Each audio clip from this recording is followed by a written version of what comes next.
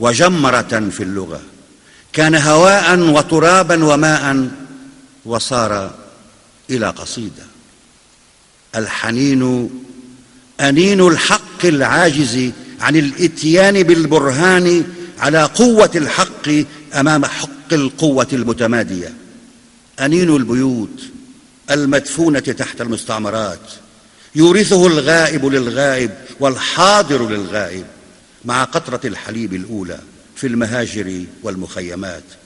الحنين صوت الحرير الصاعد من التوت إلى من يحن إليه في أنين متبادل، هو اندماج الغريزة بالوعي وباللاوعي، وشكوى الزمن المفقود من سادية الحاضر.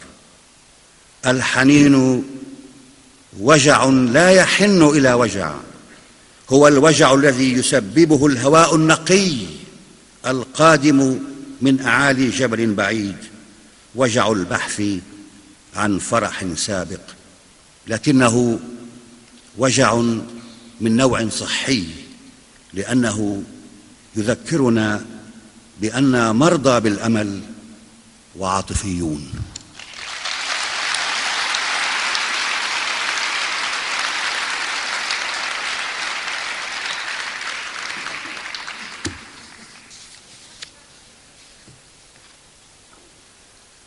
إن مشيت على شارع لا يؤدي إلى هاوية،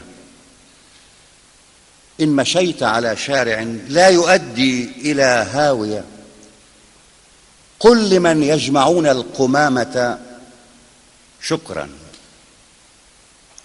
إن وصلت إلى البيت حيا كما تصل القافية بلا خلل، قل لنفسك شكرا. إن توقعت شيئا وخانك حدسك، فاذهب غدا لترى أين كنت، وقل للفراشة شكرا.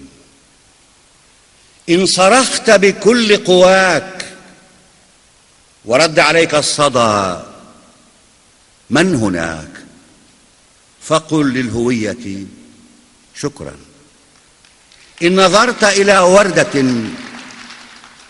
إلى وردة دون أن توجعك وفرحت بها، قل لقلبك شكرا.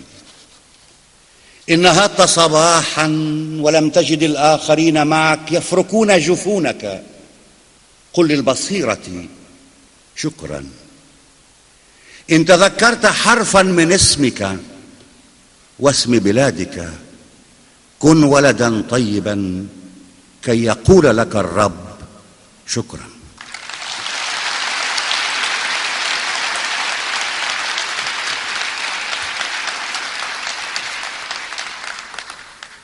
وأنت تعد فطورك فكر بغيرك، لا تنس قوت الحمام.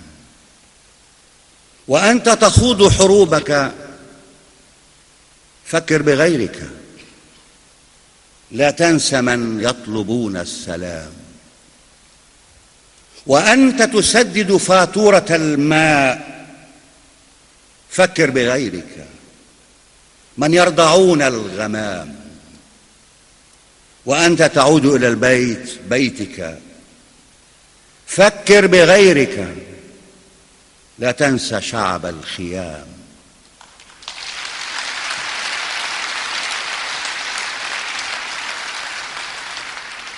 وأنت تنام وتحصي الكواكب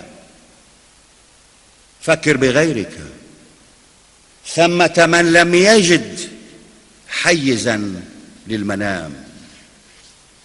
وأنت تحرر نفسك بالاستعارات فكر بغيرك، من فقدوا حقهم في الكلام. وأنت تفكر بالآخرين البعيدين فكر بنفسك، قل ليتني شمعة في الظلام.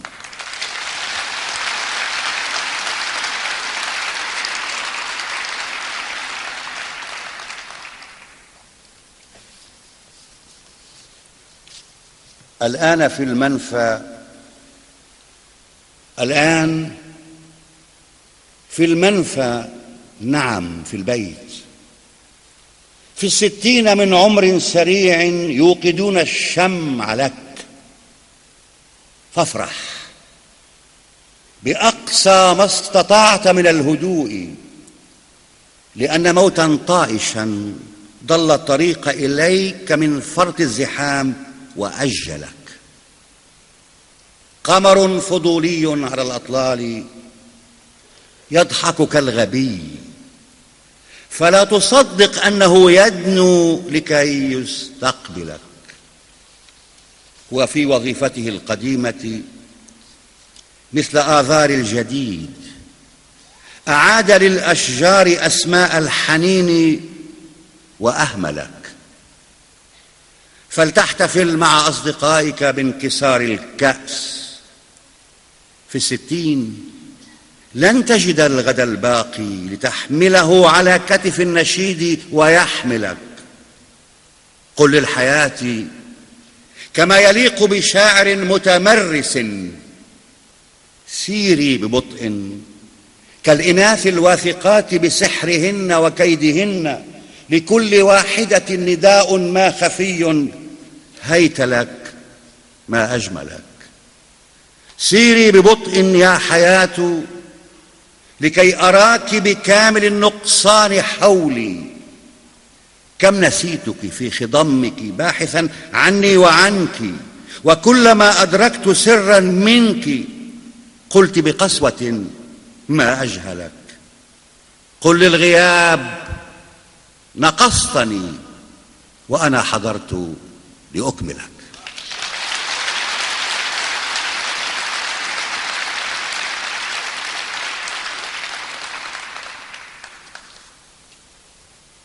لا أعرف الشخص الغريب ولا مآثره.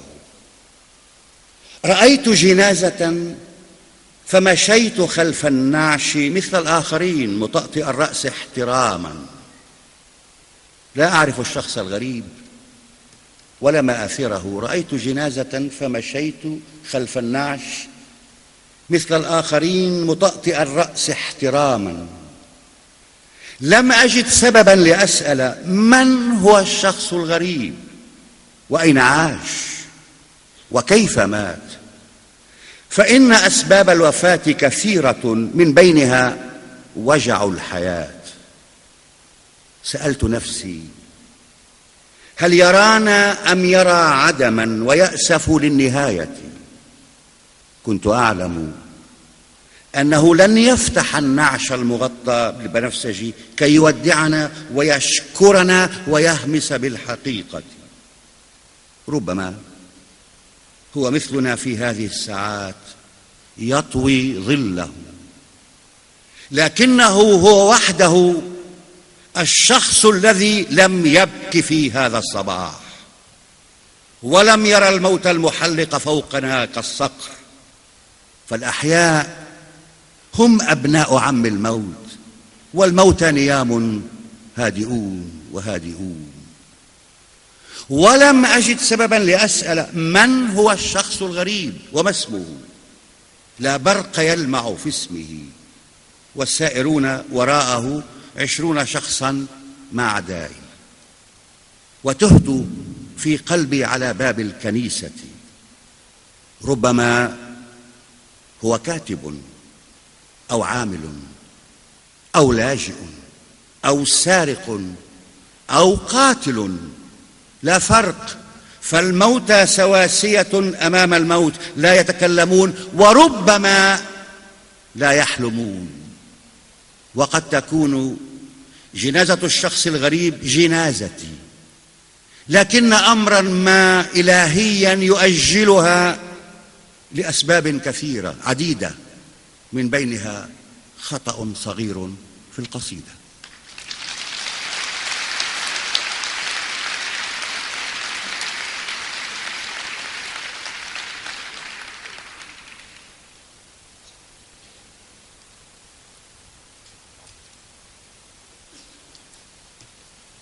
فرحا بشيء ما خفي كنت أحتضن النهار بقوة الإنشاد،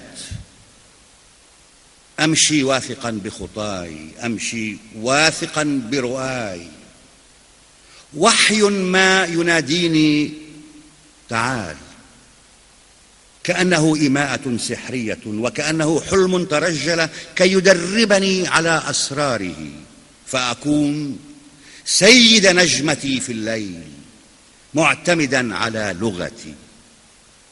أنا حلمي، أنا أمي في الرؤى وأبو أبي وابني أنا. فرحا بشيء ما خفي كان يحملني على آلاته الوترية الإنشاد، يصقلني كماس أميرة شرقية.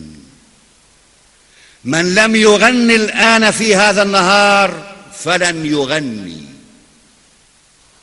أعطنا يا حب فيضك كله لنخوض حرب العاطفيين الشريفة، فالمناخ ملائم والشمس تشحذ في الصباح سلاحنا. يا حب لا هدف لنا إلا الهزيمة في حروبك، فانتصر أن تنتصر، واسمع مديحك من ضحاياك. انتصر، سلمت يداك، وعد إلينا خاسرين وسالما. فرحا بشيء ما خفي كنت أمشي حالما بقصيدة بيضاء من سطرين عن فرح خفيف الوزن مرئي وسري معا. من لا يحب الشعر في هذا المساء فلن يحب.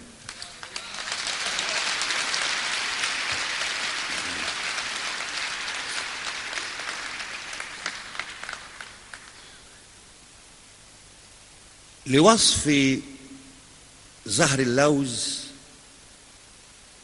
لا موسوعة الأزهار تسعفني ولا القاموس يسعفني. سيخطفني الكلام إلى أحابيل البلاغة، والبلاغة تجرح المعنى وتمدح جرحه، كمذكر يملي على الأنثى مشاعرها. فكيف يشع زهر اللوز في لغتي أنا وأنا الصدى، وهو الشفيف كضحكة مائية نبتت على الأغصان من خفر الندى، وهو الخفيف كجملة بيضاء موسيقية، وهو الضعيف كلمح خاطرة تطل على أصابعنا ونكتبها سدى، وهو الكثيف كبيت شعر لا يدون بالحروف. لوصف زهر اللوز تلزمني زيارات إلى اللاوعي ترشدني إلى أسماء عاطفة معلقة على الأشجار. ما اسم هذا الشيء في شعرية لا شيء؟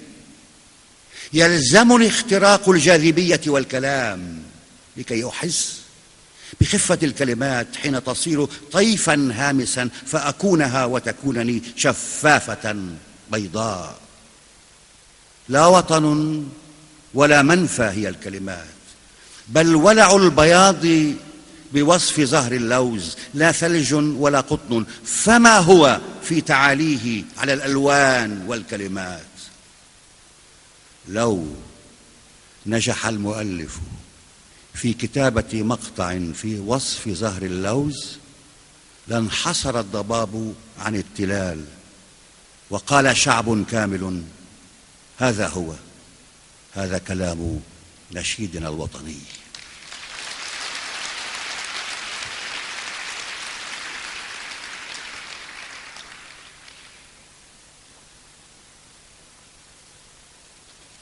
في البيت أجلس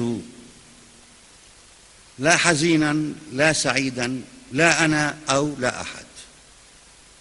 صحف مبعثرة وورد المزهرية لا يذكرني بمن قطفته لي.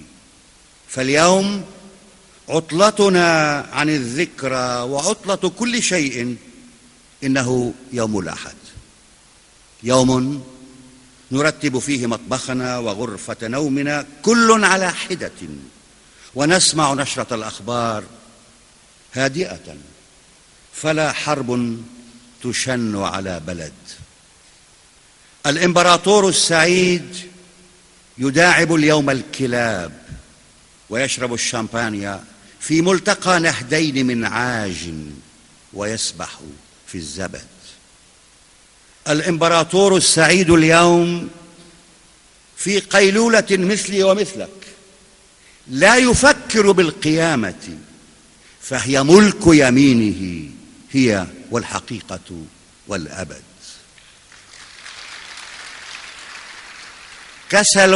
كسل خفيف الوزن يطهو قهوتي، والهال يصهل في الهواء وفي الجسد، وكأنني وحدي، أنا هو أو أنا الثاني، رآني واطمأن على نهاري وابتعد.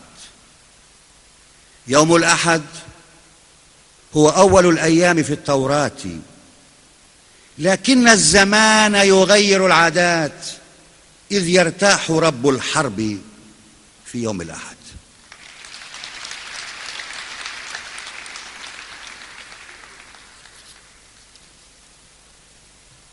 كما لو فرحت رجعت، ضغطت على جرس الباب أكثر من مرة وانتظرت. كما لو فرحت رجعت، ضغطت على جرس الباب أكثر من مرة وانتظرت، لعلي تأخرت. لا أحد يفتح الباب، لا نأمة في الممر. تذكرت أن مفاتيح بيتي معي، فاعتذرت لنفسي، نسيتك فادخل. دخلنا، أنا الضيف في منزلي والمضيف. نظرت إلى كل محتويات الفراغ فلم أر لي أثرا. ربما لم أكن هاهنا، لم أجد شبها في المرايا، ففكرت أين أنا؟ وصرخت لأوقظ نفسي من الهذيان فلم أستطع، وانكسرت كصوت تدحرج فوق البلاط، وقلت لماذا رجعت إذن؟ واعتذرت لنفسي، نسيتك فاخرج، فلم أستطع. ومشيت إلى غرفة النوم، فاندفع الحلم نحوي وعانقني سائلا: هل تغيرت؟ قلت: تغيرت، فالموت في البيت أفضل من دهس سيارة في الطريق إلى ساحة خالية.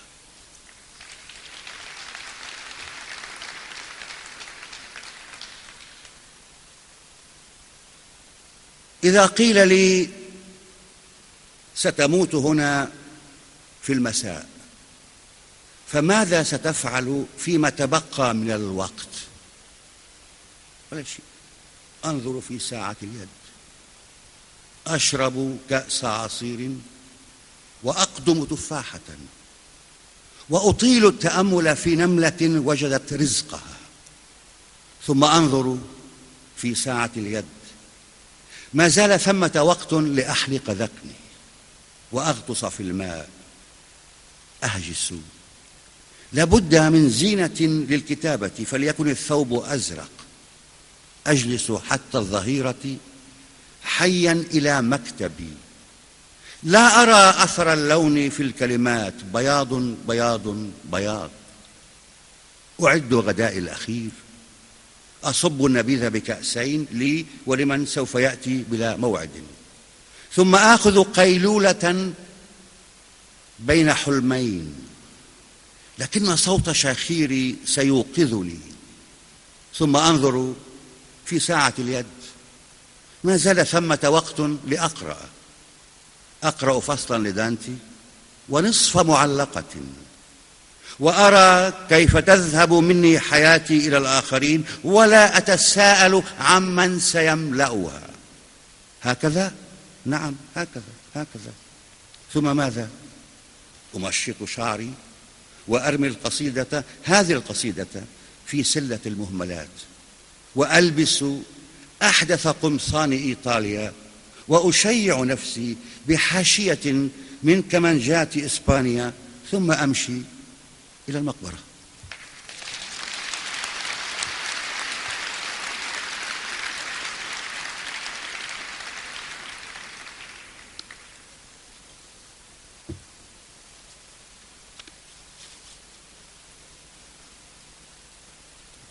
هنا عند منحدرات التلال أمام الغروب وفوهة الوقت قرب بساتين مقطوعة الظل نفعل ما يفعل السجناء وما يفعل العاطلون عن العمل، نربي الأمل. هنا عند مرتفعات الدخان على درج البيت نفعل ما يفعل الصاعدون إلى الله، ننسى الألم. الألم هو أن لا تنظف سيدة البيت حبل الغسيل صباحا وأن تكتفي بنظافة هذا العلم. هنا بعد أشعار أيوب لم ننتظر أحدا. هنا لا أنا، هنا يتذكر آدم صلصاله. سيمتد هذا الحصار إلى أن نعلم أعداءنا نماذج من شعرنا الجاهلي. نحب الحياة غدا، عندما يصل الغد سوف نحب الحياة كما هي، عادية ماكرة رمادية أو ملونة لا قيامة فيها ولا آخرة. وإن كان لابد من فرح فليكن خفيفا على القلب والخاصرة، فلا يلدغ المؤمن المتمرن من فرح مرتين.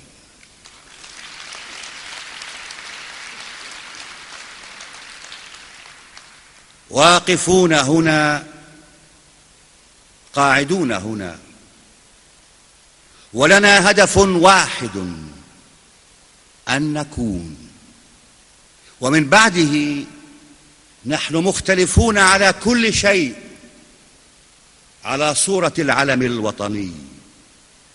ستحسن صنعا لو اخترت يا شعبي الحي رمز الحمار البسيط.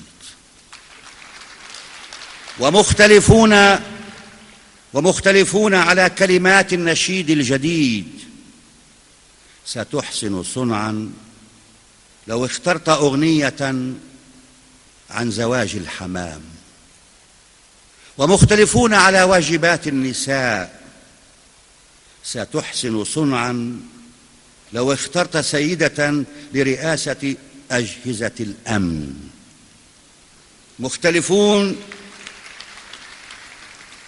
مختلفون على النسبة المئوية والعام والخاص. مختلفون على كل شيء. لنا هدف واحد، أن نكون.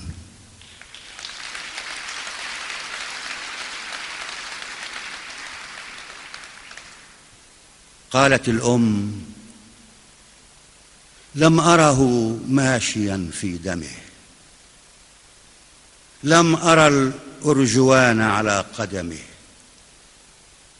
كان مستندا للجدار وفي يده كأس بابونج ساخن ويفكر في غده. قالت الأم: في بادئ الأمر لم أفهم الأمر، قالوا تزوج منذ قليل، فزغرت ثم رقصت وغنيت حتى الهزيع الأخير من الليل حيث مضى الساهرون. تساءلت: أين العروسان؟ قيل: هنالك فوق السماء ملاكان يستكملان طقوس الزواج. فزغرت، ثم رقصت وغنيت حتى أصبت بداء الشلل. فمتى ينتهي يا حبيبي شهر العسل؟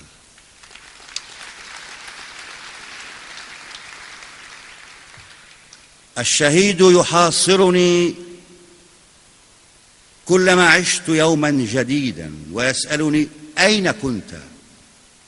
أعد القواميس كل الكلام الذي أهديتنيه، وخفف عن النائمين طنين الصدى. الشهيد يعلمني لا جمالية خارج حريتي.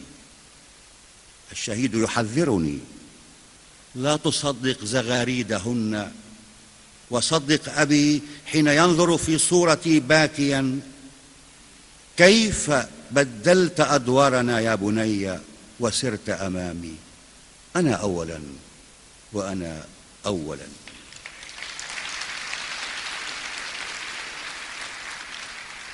الشهيد يحاصرني: لم أغير سوى موقعي وأثاث الفقير، وضعت غزالا على مخدعي وهلالا على إصبعي كي أخفف من وجعي.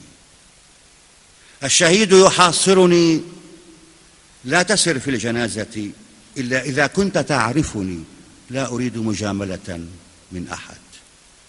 الشهيدة بنت الشهيدة بنت الشهيد وأخت الشهيد وأخت الشهيدة كنة أم الشهيد حفيدة جد شهيد وجارة عم الشهيد، إلى آخره وإلى آخره وإلى آخره. ولا شيء يحدث في العالم المتمدن، فالزمن البربري انتهى، والضحية مجهولة الاسم عادية، والضحية مثل الحقيقة نسبية، إلى آخره إلى آخره إلى آخره.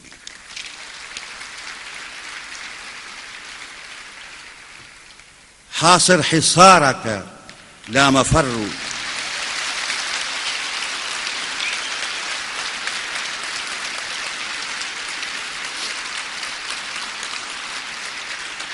حاصر حصارك لا مفر. سقطت ذراعك فالتقطها واضرب عدوك لا مفر. وسقطت قربك فالتقطني واضرب عدوك بي، فأنت الآن حر حر وحر. حاصر حصارك بالجنون وبالجنون وبالجنون. ذهب الذين تحبهم ذهبوا، فإما أن تكون أو لا تكون.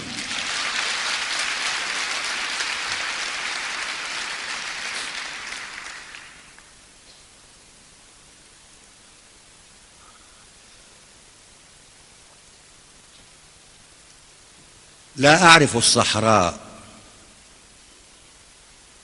لا أعرف الصحراء، لكني نبت على جوانبها كلاما. قال الكلام كلامه ومضيت. لم أحفظ سوى الإيقاع، أسمعه وأتبعه وأرفعه يماما في الطريق إلى السماء، سماء أغنيتي. أنا ابن الساحل السوري، أسكنه رحيلا أو مقاما بين أهل البحر، لكن السراب يشدني شرقا إلى البدو القدامى. أورد الخيل الجميلة ماءها وأجس نبض الأبجدية في الصدى، وأعود نافذة على جهتين. أنسى من أكون لكي أكون جماعة في واحد، ومعاصرا لمدائح البحارة الغرباء تحت نوافذي، ورسالة المتحاربين إلى ذويهم: لن نعود كما ذهبنا، لن نعود ولو لماما. لا أعرف الصحراء، مهما زرت هاجسها. وفي الصحراء قال الغيب لي اكتب، فقلت على السراب كتابة أخرى، فقال اكتب ليخضر السراب.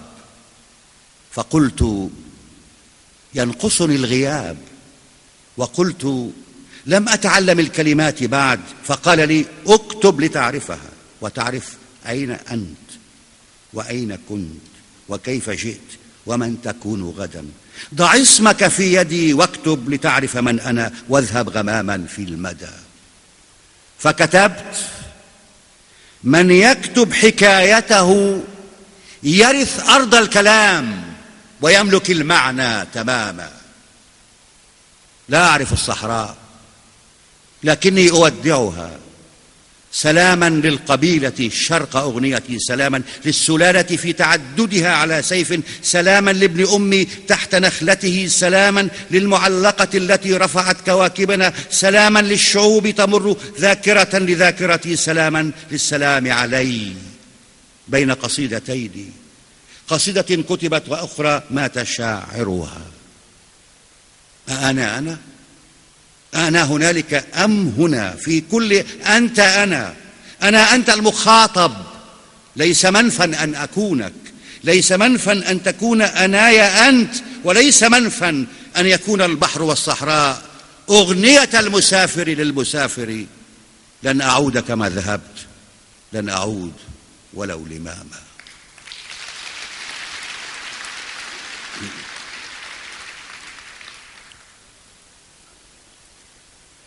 للعدو الذي يشرب الشاي في كوخنا فرس في الدخان، وبنت لها حاجبان كثيفان، عينان بنيتان، وشعر طويل كليل الأغاني على الكتفين، وصورتها لا تفارقه كلما جاءنا يشرب الشاي. لكنه لا يحدثنا عن شواغلها في المساء، وعن فرس تركته الأغاني على قمة التل. في كوخنا يستريح العدو من البندقية، يتركها فوق كرسي جدي، ويأكل من خبزنا مثل ما يفعل الضيف، يغفو قليلا على مقعد الخيزران، ويحنو على فرو قطتنا، ويقول لنا دائما: لا تلوموا الضحية. نسأله: من هي؟ فيقول: دم لا يجففه الليل.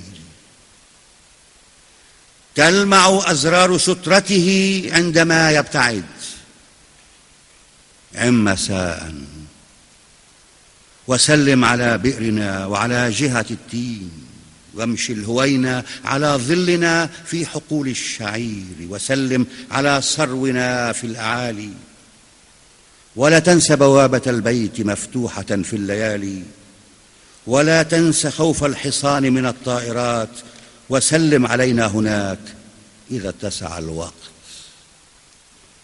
هذا الكلام الذي كان في ودنا أن نقول على الباب يسمعه جيدا، ويخبئه في السعال السريع ويلقي به جانبا. فلماذا يزور الضحية كل مساء ويحفظ أمثالنا مثلنا، ويعيد أناشيدنا ذاتها عن مواعيدنا ذاتها في المكان المقدس؟ لولا المسدس لاختلط الناي في الناي. لن تنتهي الحرب ما دامت الأرض فينا تدور على نفسها، فلنكن طيبين إذن. كان يسألنا أن نكون معا طيبين. ويقرأ شعرا لطيار ييتس: أنا لا أحب الذين أدافع عنهم، كما أنني لا أعادي الذين أحاربهم. ثم يخرج من كوخنا الخشبي ويمشي 80 مترا إلى بيتنا الحجري هناك على طرف السهل. سلم على بيتنا يا غريب، فناجين قهوتنا لا تزال على حالها. هل تشم أصابعنا فوقها؟ هل تقول لبنتك ذات الجديلة والحاجبين الكثيفين إن لها صاحبا غائبا يتمنى زيارتها، لا لشيء ولكن ليدخل مرآتها ويرى سره، كيف كانت تتابع من بعده عمره؟ سلم عليها إذا اتسع الوقت.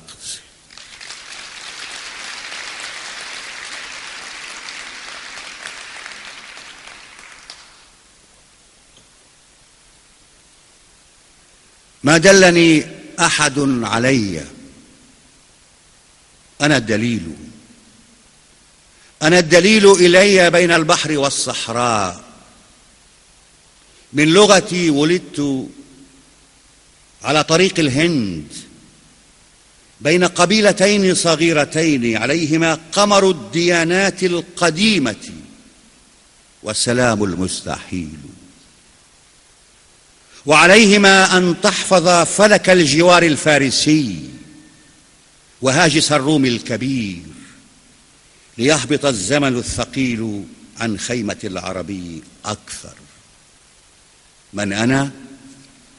هذا سؤال الآخرين ولا جواب له. أنا لغتي، وأنا معلقتان 10. هذه لغتي، أنا لغتي، أنا ما قالت الكلمات كن جسدي فكنت لنبرها جسدا. أنا ما قلت للكلمات كوني ملتقى جسدي مع الأبدية البيضاء، كوني كي أكون كما أقول. لا أرض فوق الأرض تحملني، فيحملني كلامي طائرا متفرعا مني ويبني عش رحلته أمامي في حطام العالم السحري من حولي. على ريح وقفت وطال بي ليلي الطويل. هذه لغتي، قلائد من نجوم حول أعناق الأحبة. هاجروا، أخذوا المكان وهاجروا، أخذوا الزمان وهاجروا، أخذوا روائحهم عن الفخار والكلأ الشحيح وهاجروا، أخذوا الكلام وهاجر القلب القتيل معهم. أيتسع الصدى، هذا الصدى، هذا السراب الأبيض الصوتي لاسم تملأ المجهول بحته ويملأه الرحيل ألوهة؟ تضع السماء علي نافذة فأنظر، لا أرى أحدا سواي. وجدت نفسي عند خارجها كما كانت معي، ورؤاي لا تنأى عن الصحراء من ريح ومن رمل خطاي. وعالمي جسدي وما ملكت يداي، أنا المسافر والسبيل. يطل آلهة علي ويذهبون، ولا نطيل حديثنا عما سيأتي. لا غد في هذه الصحراء إلا ما رأينا أمس. فلأرفع معلقتي لينكسر الزمان الدائري ويولد الوقت الجميل. ما أكثر الماضي يجيء غدا. تركت لنفسها نفسي التي امتلأت بحاضرها، وأفرغني الرحيل من المعابد. للسماء شعوبها وحروبها، أما أنا فلي الغزالة زوجة، ولي النخيل معلقات في كتاب الرمل. ماض ما أرى، للمرء مملكة الغبار وتاجه. فلتنتصر لغتي على الدهر العدو، على سلالاتي، علي، على أبي، وعلى زوال لا يزول. هذه لغتي ومعجزتي، عصا سحري، حدائق بابلي ومسلتي، وهويتي الأولى ومعدني الصقيل. ومقدس العربي في الصحراء يعبد ما يسيل من القوافي كالنجوم على عباءته. ويعبد ما يقول. لابد من نصر، إذن لابد من نصر إلهي لينتصر الرسول.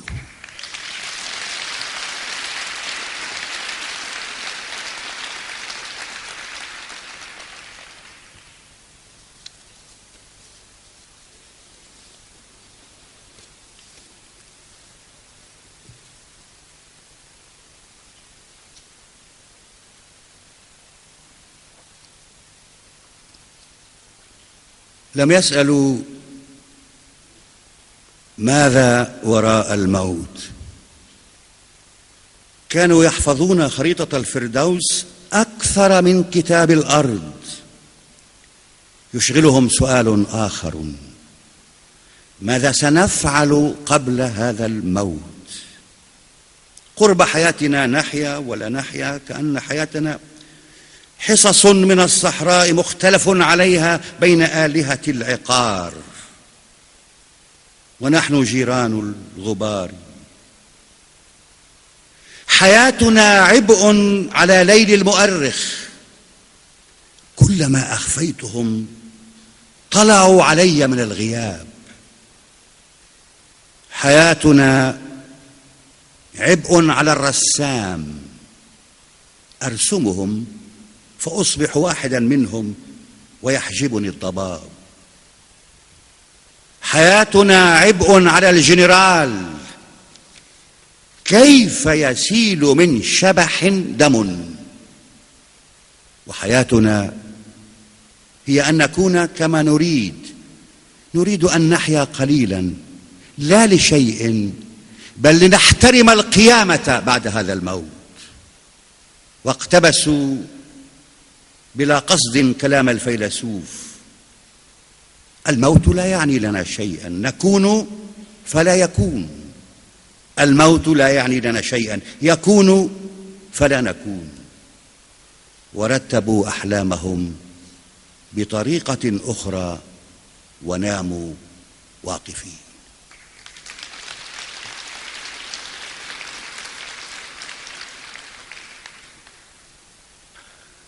لا شيء يعجبني، يقول مسافر في الباص، لا الراديو ولا صحف الصباح ولا القلاع على التلال، أريد أن أبكي. يقول السائق: انتظر الوصول إلى المحطة وابكي وحدك ما استطعت. تقول سيدة: أنا أيضا، أنا لا شيء يعجبني، دللت ابني على قبري فأعجبه ونام ولم يودعني. يقول الجامعي: ولا أنا، لا شيء يعجبني، درست الأركيولوجيا دون أن أجد الهوية في الحجارة، هل أنا حقا أنا؟ ويقول جندي: أنا أيضا، أنا لا شيء يعجبني، أحاصر دائما شبحا يحاصرني.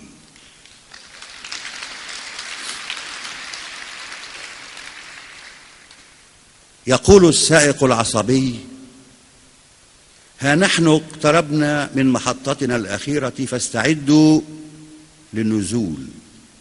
فيصرخون: نريد ما بعد المحطة فانطلق. أما أنا فأقول: أنزلني هنا، أنا مثلهم، لا شيء يعجبني ولكني تعبت من السفر.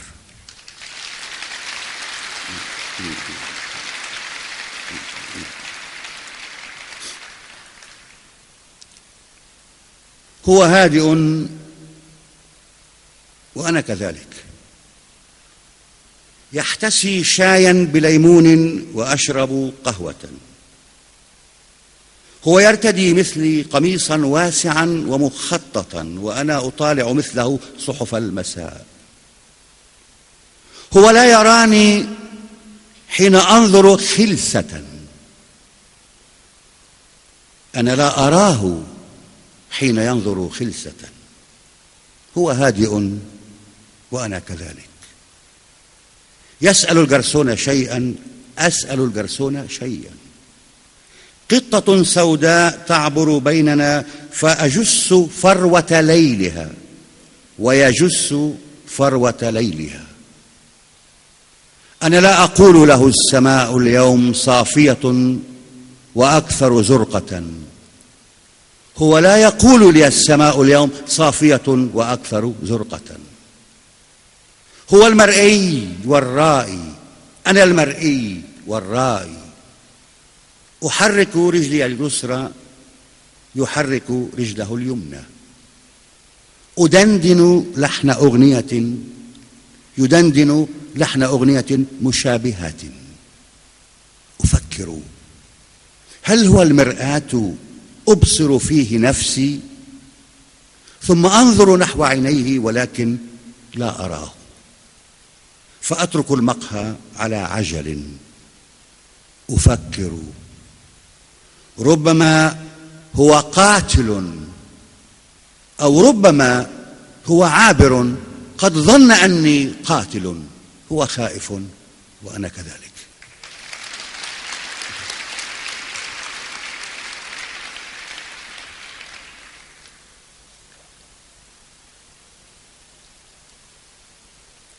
سقط الحصان عن القصيدة، والجليليات كن مبللات بالفراش وبالندى يرقصن فوق الأقحوان. الغائبان أنا وأنت، أنا وأنت الغائبان، زوجا يمام أبيضان يتسامران على غصون السنديان. لا حب، لكني أحب قصائد الحب القديمة تحرس القمر المريض من الدخان. كر وفر كالكمنجة في الرباعيات، أنأى عن زماني حين أدنو من تضاريس المكان. لم يبق في اللغة الحديثة هامش للاحتفاء بما نحب، فكل ما سيكون كان. سقط الحصان مدرجا بقصيدتي، وأنا سقطت مدرجا بدم الحصان.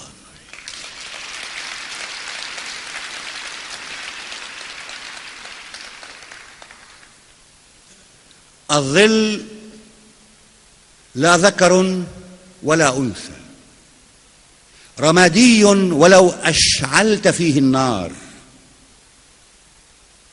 يتبعني ويكبر ثم يصغر. كنت أمشي كان يمشي، كنت أجلس كان يجلس، كنت أركض كان يركض. قلت أخدعه وأخلع معطف الكحلي، قلدني وألقى عنه معطفه الرمادي.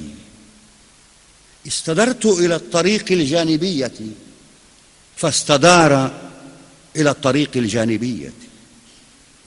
قلت أخدعه وأخرج من غروب مدينتي فرأيته يمشي أمامي في غروب مدينة أخرى. فقلت أعود متكئا على عكازتين، فعاد متكئا على عكازتين. فقلت أحمله على كتفي، فاستعصى. فقلت إذن سأتبعه لأخدعه، سأتبع ببغاء الشكل سخرية، أقلد ما يقلدني لكي يقع الشبيه على الشبيه فلا أراه ولا يراني.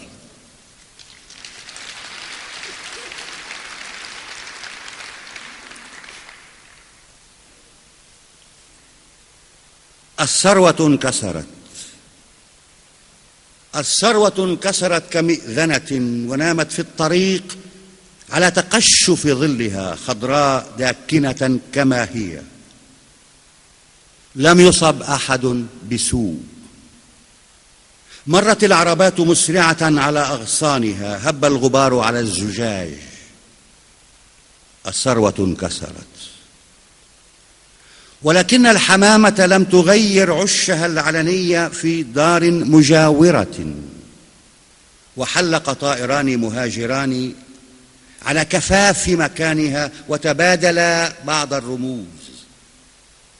وقالت امرأة لجارتها: ترى شاهدت عاصفة؟ فقالت: لا، ولا جرافة. والثروة انكسرت.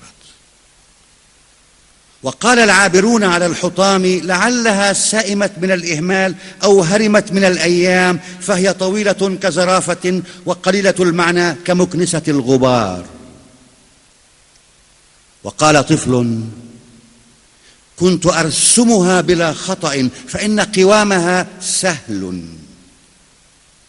وقالت طفلة: إن السماء اليوم ناقصة لأن الثروة انكسرت. وقال فتى: ولكن السماء اليوم كاملة لأن الثروة انكسرت.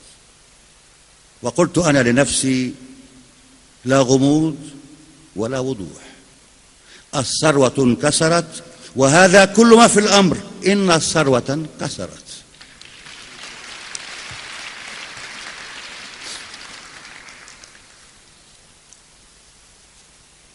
في القدس،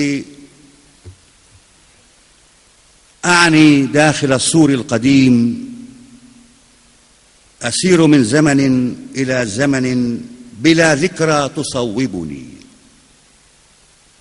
فإن الأنبياء هناك يقتسمون تاريخ المقدس، يصعدون إلى السماء ويرجعون أقل إحباطا وحزنا، فالمحبة والسلام مقدسان وقادمان إلى المدينة.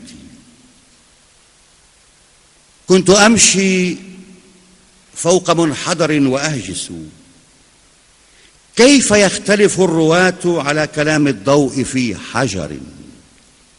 أمن حجر شحيح الضوء تندلع الحروب؟ أسير في نومي، أحملق في منامي، لا أرى أحدا ورائي، لا أرى أحدا أمامي. كل هذا الضوء لي، أمشي، أخف، أطير، ثم أصير غيري في التجلي. تنبت الكلمات كالأعشاب من فم أشعيا النبوي: إن لم تؤمنوا لن تأمنوا. أمشي كأني واحد غيري، وجرحي وردة بيضاء إنجيلية، ويداي مثل حمامتين على الصليب تحلقان وتحملان الأرض. لا أمشي، أطير، أصير غيري في التجلي، لا مكان ولا زمان. فمن أنا؟ أنا لا أنا في حضرة المعراج، لكني أفكر. وحده كان النبي محمد يتكلم العربية الفصحى. وماذا بعد؟ ماذا بعد؟ صاحت فجأة جندية: هو أنت ثانية ألم أقتلك؟ قلت: قتلتني ونسيت مثلك أن أموت.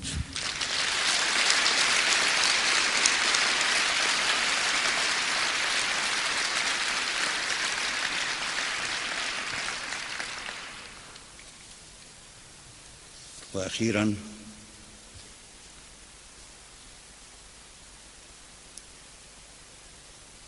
مثلما سار المسيح على البحيرة، سرت في رؤياي، لكني نزلت عن الصليب لأنني أخشى العلو ولا أفكر بالقيامة. لم أغير غير إيقاعي لأسمع صوت قلبي واضحا: للملحميين النسور، ولي أنا طوق الحمامة، نجمة مهجورة فوق السطوح، وشارع يفضي إلى البيناء. هذا البحر لي، هذا الهواء الرطب لي، هذا الرصيف وما عليه من خطايا وسائل المنوي لي، ومحطة الباص القديمة لي، ولي شبحي وصاحبه، وآنية النحاس وآية الكرسي، والمفتاح لي، والباب والحراس والأجراس لي حجبة الفرس التي طارت عن الأسوار لي ما كان لي، وقصصة الورق التي انتزعت من الإنجيل لي، والملح من أثر الدموع على جدار البيت لي، واسمي وإن أخطأت لفظ اسمي ب5 أحرف أفقية التكوين لي، ميم المتيم والميتم والمتمم ما مضى، حاء الحديقة والحبيبة حيرتان وحسرتان، ميم المغامر والمعد المستعد لموته الموعود منفيا مريض المشتهى، واو الوداع، واسمي وإن أخطأت لفظ اسمي ب5 أحرف أفقية التكوين لي، ميم المتيم والميتم والمتمم ما مضى، حاء الحديقة والحبيبة حيرتان وحسرتان، ميم المغامر والمعد المستعد لموته الموعود منفيا مريض المشتهى، واو الوداع، الوردة الوسطى، ولاء للولادة أينما وجدت، ووعد الوالدين، دال الدليل الضرب، دمعة دارة درست، ودوري يدللني ويدميني، وهذا الاسم لي ولأصدقائي،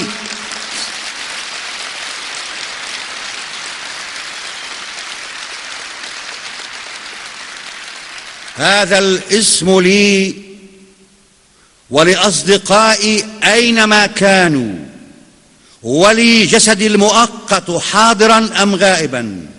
متران من هذا التراب سيكفيان الآن لي 1.75 سنتيمترا، والباقي لزهر فوضوي اللون يشربني على مهل، ولي ما كان لي أمسي وما سيكون لي غدي البعيد، وعودة الروح الشريد كأن شيئا لم يكن، جرح طفيف في ذراع الحاضر العبثي، والتاريخ يسخر من ضحاياه ومن أبطاله، يلقي عليهم نظرة ويمر.